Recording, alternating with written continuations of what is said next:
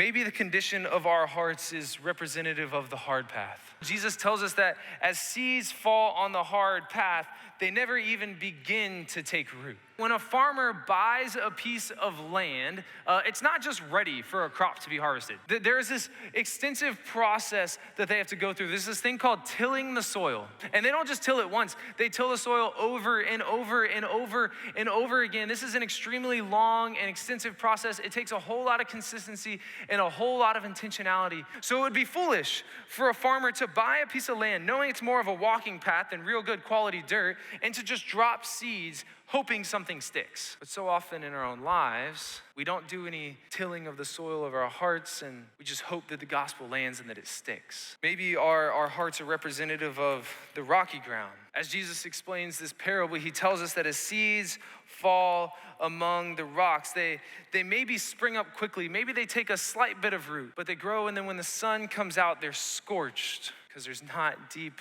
roots. If this is us, maybe we've done a slight bit of tilling, maybe we've done a little bit of work, maybe we did some maneuvering or shuffling of things around, and it's good on the outside, but we know that underneath is full of rocks, and nothing is gonna have a chance to take root. So what happens when the gospel falls onto the hearts that have been conditioned this way? Let's just say it's a direct reflection of the soil that the seeds are being sown in. They never have a chance to take deep roots in the thing that matters most, and when the sun comes on, when the lights come out, be scorched and they'll wither. Maybe our lives are representative of the thorns, the condition of our hearts is more like the thorny ground. Jesus tells us in this parable that as seeds fall among the thorns, that maybe for a little while they even grew.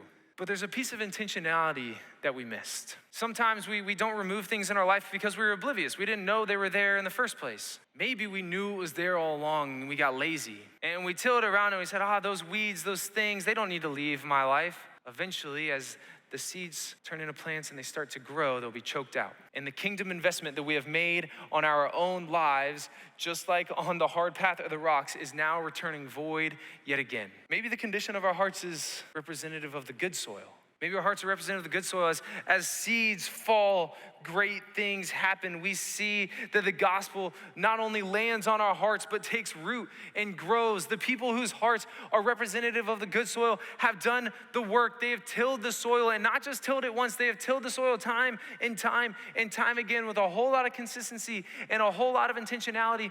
The people who have tilled their hearts this way are people who are disciples who make disciples. They don't care about their own name being made famous. They don't care about climbing the social ladder. When your hearts are conditioned to be the good soil, all we care about is making the name of Jesus famous.